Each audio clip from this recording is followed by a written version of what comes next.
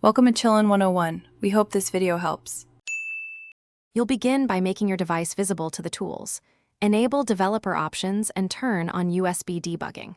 Once done, install Android Studio and the SDK platform tools so you have DB and Logcat. Next, connect the device with USB or set up Wi-Fi ADB by pairing its IP and port. Make sure drivers are accepted and a DB devices shows your phone.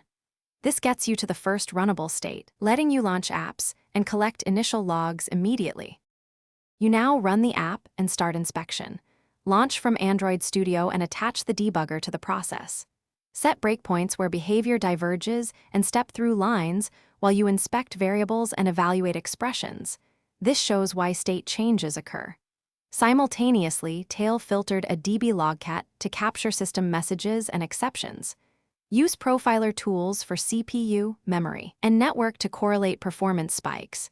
This helps you find root causes rather than guessing at symptoms as you iterate. Finish by implementing the fix and rebuilding the app.